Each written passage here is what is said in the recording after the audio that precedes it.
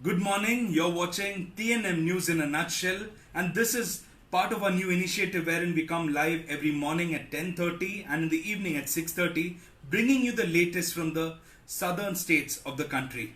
Quickly moving on, we're going to start off with Kerala. The Kerala Chief Minister has said in the last 10 days Kerala has received much more rainfall than what they usually receive in the entire month of August. Normally in August they receive around 427 millimeters, wherein in the last 10 days the state has received 476 millimeters, which is much more than what they usually receive in the entire month. The IMD has predicted that the rains will subside, and this comes as good news, but the Chief Minister has said in his press conference, please continue to be vigilant and alert, because especially in the northern parts of the state we are seeing landslides being reported and also flooding in several areas. The Achankovil, Manimalayar and the Meenachil rivers have reached the warning level.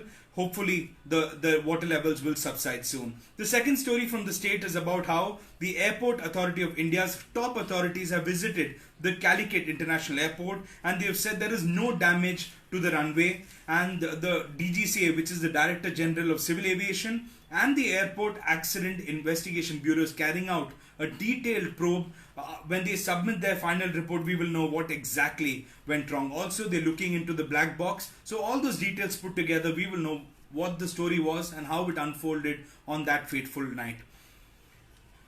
This is in regards to the Air India Express accident in which 190 people were there in that aircraft. 18 people lost their lives, and this happened on Friday. A quick update from Tamil Nadu. The Tamil Nadu government has told the Madras High Court that they will be stepping up and setting up a committee to streamline the e-pass system. If you notice, in the last couple of days we have been hearing of several complaints about how people, even in the case of an emergency, they have applied for an e-pass but it has got rejected. So someone moved the Madras High Court, and hearing that plea, the government responded saying, we are forming a committee to streamline the process of e-pass. The entire system would be looked into, and hopefully this would sort out the issues that people are facing in Tamil Nadu.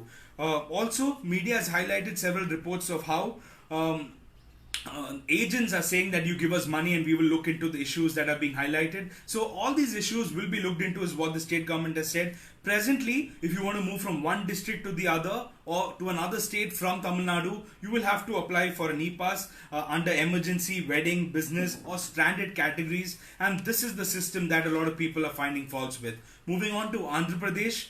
On Monday, 7,665 cases have been reported of COVID from Andhra Pradesh, and this comes as positive news. Yes, the numbers are high, but if you look at the numbers from the state in the last 1 week, every single day we have been seeing more than 10,000 cases, which means now the numbers have gone down, and this we are hoping is positive news, and which will further result in the decrease in number of cases. The death toll presently is at 2,000 plus in the state, and the total cases have crossed around 2,35,000 in the state of Andhra Pradesh. The second story is about a suicide by a 36-year-old man called Radhakrishna Reddy, I beg your pardon, from the Rajiv Gandhi Institute of Medical Sciences in Ongole. It's popularly called as RIMS. He was being treated there for COVID. He was being taken in a stretcher from the casualty ward to another ward, and what happened was quickly he jumped off the stretcher, and from the third floor of the hospital he jumped and took his own life. The doctors are of course saying he was under immense psychiatric stress, and that could have been the reason why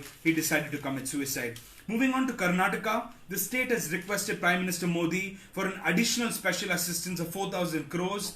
This after the death toll reached 14 in the state, and Home Minister Basavaraj Bommai has said that an initial assessment has been carried out and they pegged the losses at 4,000 crores. They said a proper survey will be carried out to find out what the losses are actually, and this was as part of an interaction between the Prime Minister, that is Prime Minister Modi, and 6 states that have been affected by the floods. The next installment of 395 crore as part of the State Disaster Relief Fund will also, the state has asked the center to provide that as well, so that they can use it for the immediate relief and rehabilitation works. Malnad, coastal Karnataka and interior Karnataka are ravaged by the torrential rains.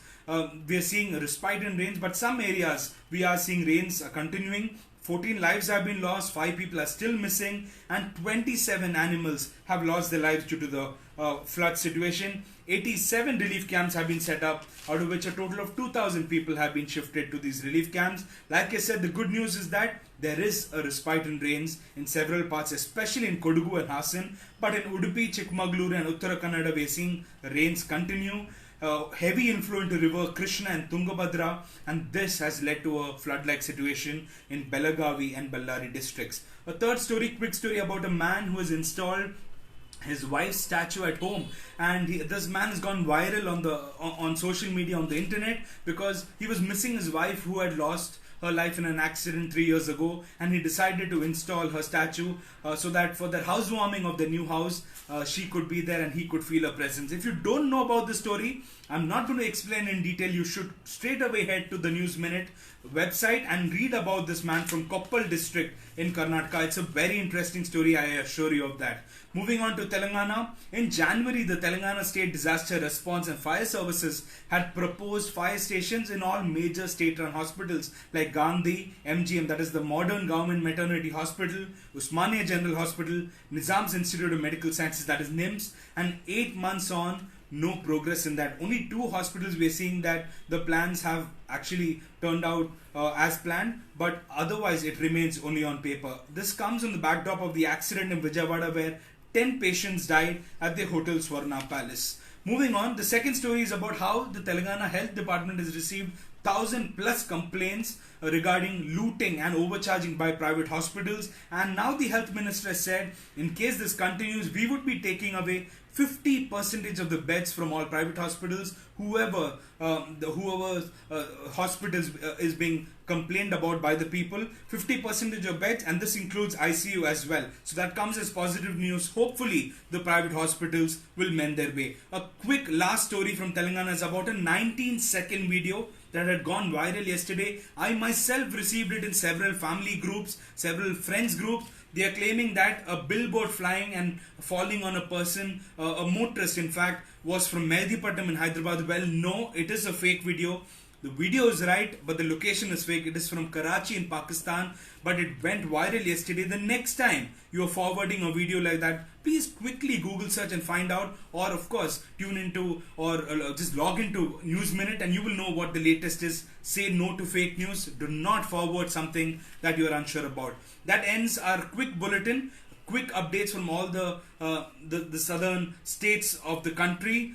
This is Paul Oommen and we are coming to you live as part of our TNM News in a Nutshell initiative.